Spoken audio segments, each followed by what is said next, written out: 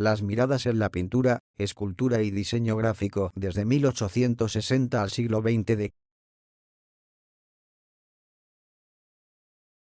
Cada de 1860 amperios 1870. La pintura. El impresionismo es un movimiento artístico definido inicialmente para la pintura impresionista a partir del comentario despectivo del crítico de arte Louis Leroy ante el cuadro Impresión, Sol naciente de Claude Monet, generalizable a otros expuestos en el Salón de Artistas Independientes de París.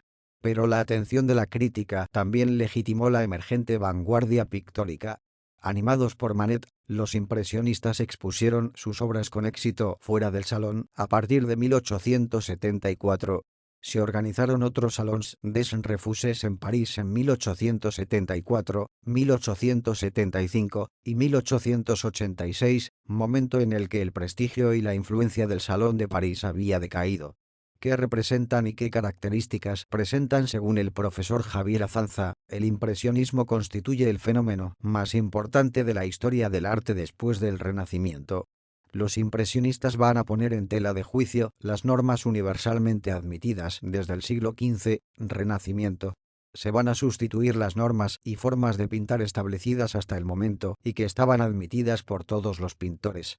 Hasta estos momentos la pintura occidental era una pintura intelectual, el impresionismo apuesta por la pintura sensitiva y sensorial. Para ellos no cuentan las reglas anteriores y traen un nuevo planteamiento de la pintura que trata sobre todo sobre lo sensitivo más que por lo intelectual.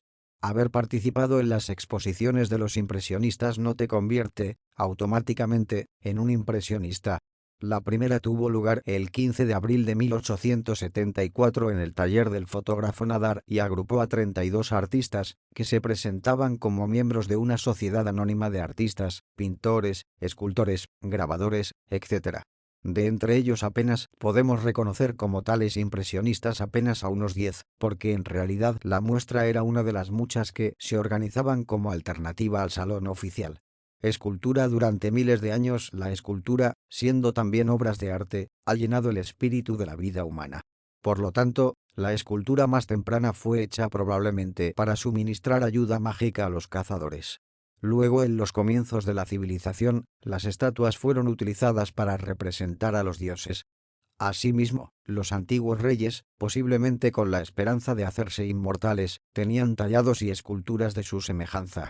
La materialidad y la tridimensionalidad caracterizan la escultura desde su origen. Por su propia esencia ocupa el mismo espacio que el espectador. En ese diálogo inevitable, la corporalidad física de la escultura ha determinado una relación natural con la figura humana, trascendiendo valores, creencias y aspiraciones sociales. El cuerpo como atributo propio de la escultura ha sido, en gran medida, su gran eje temático desde la antigüedad y el campo de experimentación de la modernidad. La huelga de Daumier, 1860. Una mirada personal. Se trata de la pintura titulada La huelga, la revuelta o la revolución, pintada por Honoré Daumier en 1860.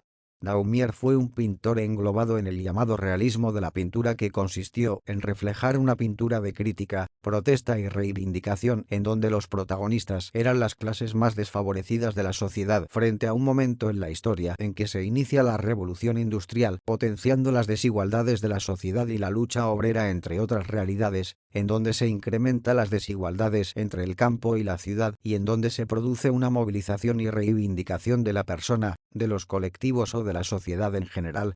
En medio de este descontento que se inició en la segunda mitad del siglo XVIII, en Francia y concretamente en el París del siglo XIX, estalla la Revolución Francesa y con ella diversas revoluciones con el levantamiento de las clases sociales reivindicando sus derechos. La Revolución de febrero de 1848 en París supuso para Francia la caída de la monarquía y el inicio de la Segunda República. Diseño gráfico. La litografía conservó una herencia germana. Tanto los artesanos, sumamente calificados, que preparaban las piedras para imprimir, como las excelentes piedras litográficas se exportaban de Alemania a todas las naciones del mundo.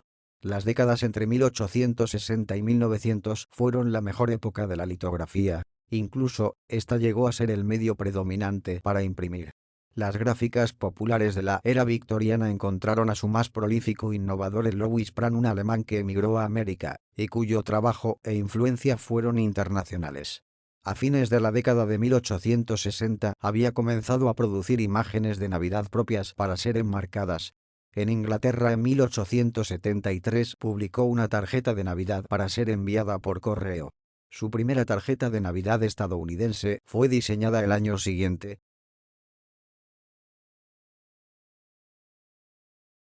Década de 1871 amperios 1880 La pintura en la era cristiana. Observamos en la imagen un óleo sobre lienzo del año 1871, en el cual está representada por una joven modesta y sencilla que trae el libro del Evangelio. Su mirada demuestra dulzura, pero también verdad esto para acompañar la doctrina que enseña a las demás personas.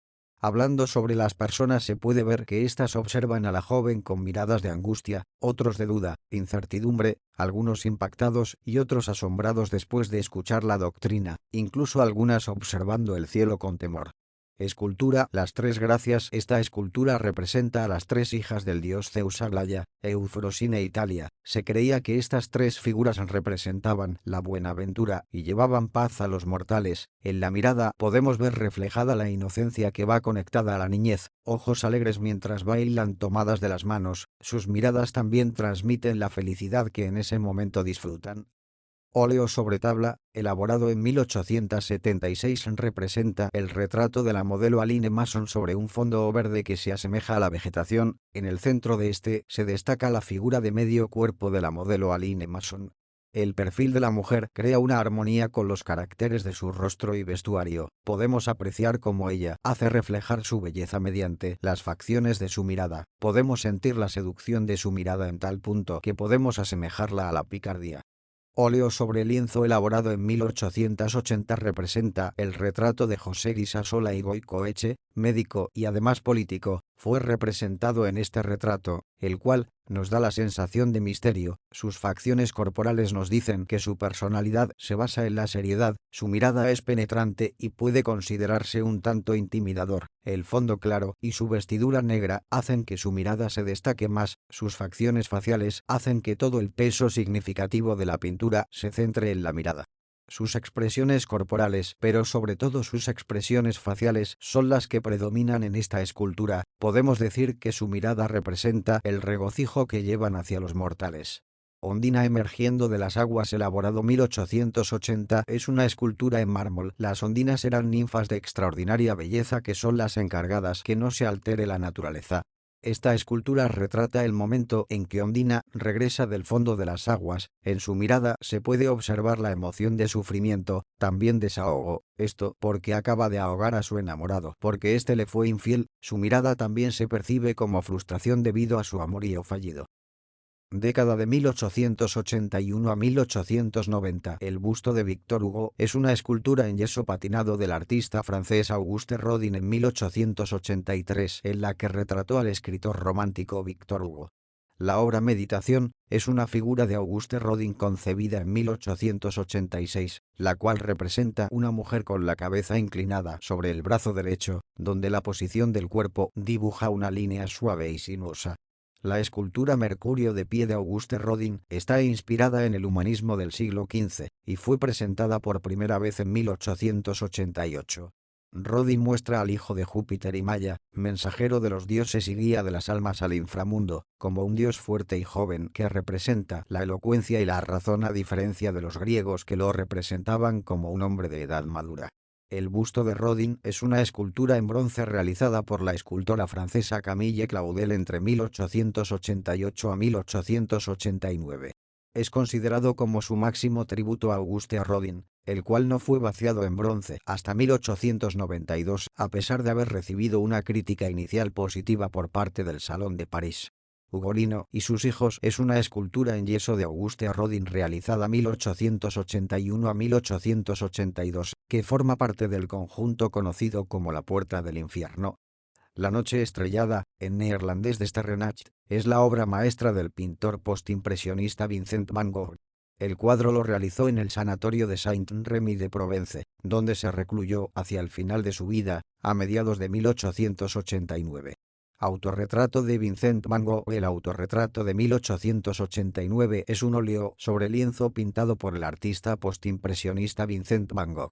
El cuadro, que podría ser el último autorretrato de Van Gogh y es el más conocido del artista, fue pintado en septiembre de ese año, poco antes de dejar Saint-Rémy de Provence en el sureste de Francia. Los comedores de patatas, también, los comedores de papa, o los campesinos comiendo patatas. Ajardapeleters, en neerlandés, es un cuadro del pintor Vincent van Gogh, que creó en abril de 1885 mientras residía en Nuenen, Países Bajos. Se encuentra en el Museo Van Gogh de Ámsterdam. La versión que se encuentra en el Museo Kröyer Müller de la ciudad de Otterlo es un bosquejo preliminar en óleo. Terraza de café por la noche, también conocida como Terraza del Café de la Place du Forum en Arles por la noche, es una pintura del neerlandés Vincent van Gogh realizada en Arles en septiembre de 1888, representando el ambiente de una terraza. La Batalla de Lepanto es una pintura famosa del galardonado artista filipino y héroe Juan Luna. Luna fue uno de los primeros filipinos en destacarse y obtener reconocimiento en el campo internacional del arte y la cultura. El otro fue Félix Resurrección Hidalgo. Pintado por Luna en 1887, la obra trata sobre la batalla de Lepanto del 7 de octubre de 1571. Evolución de las miradas en 1891 a 1900. Melancolía. Paisaje del alma. Edvard Munch, Noruega, 1891. Un individuo pensativo en la playa mira hacia el horizonte. Su estado de ánimo tiene un reflejo en la línea de costa ondulante y en el cielo serpenteante típico del pincel del pintor. Mirada perdida, actitud absorta, mano apoyada en la cara, aislado del resto de la humanidad, representada en esa gente apenas visible del fondo. Este personaje siente melancolía, como bien dice el título de Munch. Y si hay un artista experto en tristeza, depresión y melancolía, ese es Munch, que basó buena parte de su producción pictórica a estos desagradables temas. Verano, Marie Cassatt, Francia de 1894. La atracción hacia la luz tomada directamente del natural es uno de los elementos determinantes de la pintura impresionista. Marie Cassatt se sitúa en la órbita de Monet al sentirse sumamente interesada en el año 1894 por captar diferentes escenas con diferentes luces, dependiendo de la hora del día como ya había hecho Monet. Autorretrato octagonal, C. 1890, Edouard Vuillard. En el autorretrato octagonal, el esquematismo de la composición y la yuxtaposición de colores puros adquirió la apariencia de un desafío personal. La provocativa transposición de los modelos renacentistas, flamencos e italianos iba cargado de un simbolismo sagrado, obtenido en un octógono. El pelo rubio, la barba naranja y el rosa de la cara rodeados de manchas rojas, es una alusión puramente estilística al sistema de Seurat, que Vuillard retoma de esta forma tan poco ortodoxa en el cuadro Les Débardeurs. Paul Gauguin, Tahitianas en la playa 1891, óleo sobre lienzo. Las dos mujeres representadas son totalmente contrapuestas. La de la derecha viste ropas occidentales y está sentada de espaldas al mar, trenzando unas hojas secas para fabricar un cesto. Mira de reojo hacia la derecha, a algo que queda fuera del cuadro, como si estuviese alerta. Su cuerpo se cierra sobre sí mismo, formando un óvalo impenetrable. La joven de la izquierda lleva puesta una indumentaria más tradicional, un pareo y una camisa blanca, y se sienta de cara a las olas, relajada y ociosa, con su cuerpo extendido en un bonito escorzo. Me parece que la pista que necesitamos para captar realmente el significado nos la puede dar una segunda versión que Gauguin pintó de este cuadro un año más tarde, modificando la figura de la chica de rosa. En esta segunda versión, ya no es una tahitiana convertida al cristianismo como la de antes, piadosa, casta y trabajadora. Ahora va vestida con un pareo, como su compañera, se sienta más estirada enseñándonos las piernas y ya no trabaja. Es como si Gauguin, un poco desencantado por no haber encontrado un mundo realmente primitivo, hubiese decidido cerrar los ojos a la realidad para representar solo aquello que quería ver. Marie Cassatt, Desayuno en la cama, 1897.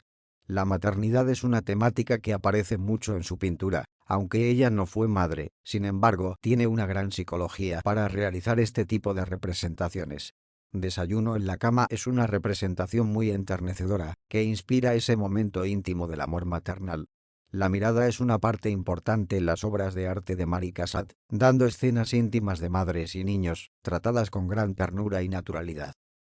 Década de 1900 a 1950. La obra Autorretrato con collar de espinas, 1940, presenta un análisis iconográfico. Nos encontramos ante uno de los autorretratos más famosos de la artista mexicana Frida Kahlo, quien se pinta a sí misma de frente para realzar su presencia.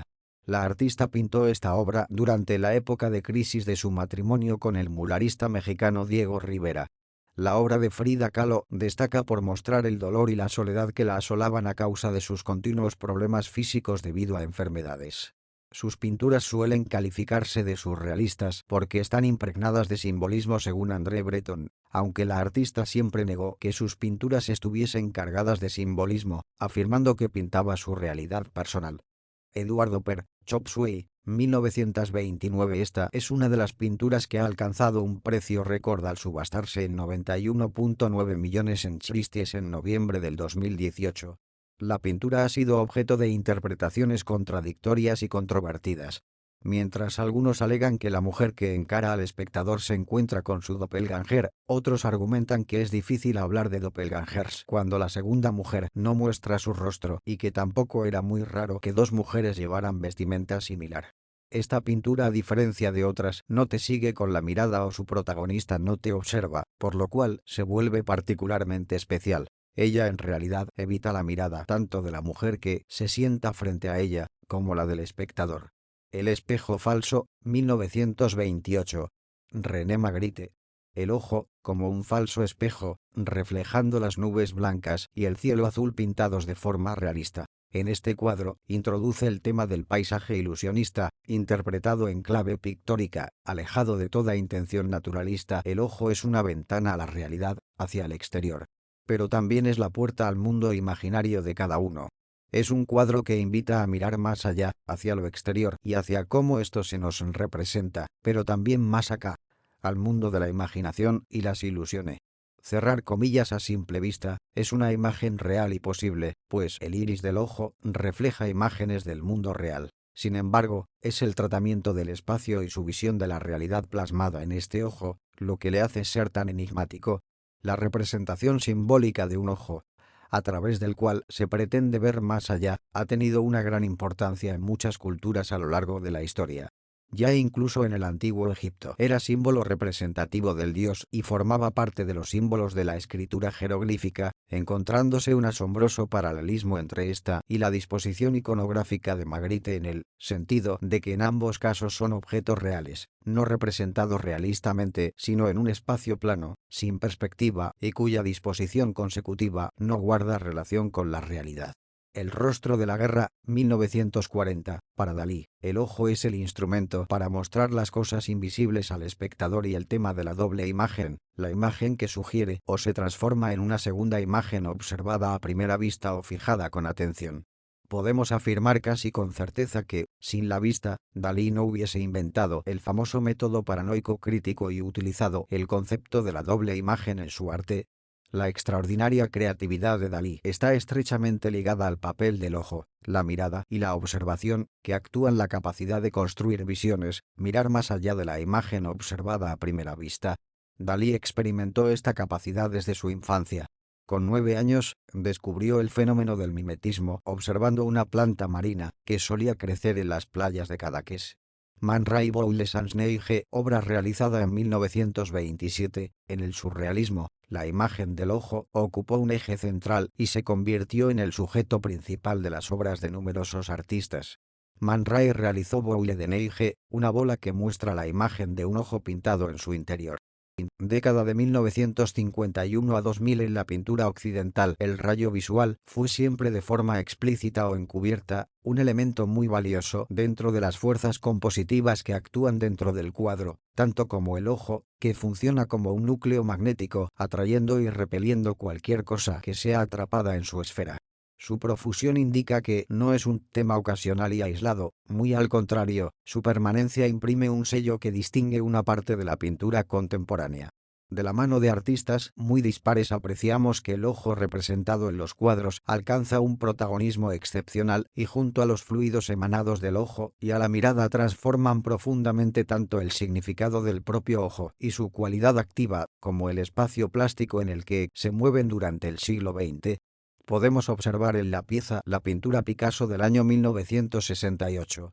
titulada Aguatinta y punta seca. La obra de Eugenio Granella en su Ojo de Fuego, 1952, muestra un fragmento de mármol del Ojo del David de Miguel Ángel, como si fuera un vestigio mínimo de una cultura que aún hoy no ha extinguido su fuego. El ojo proyecta rayos de fuego, luz móvil, con un designio determinado.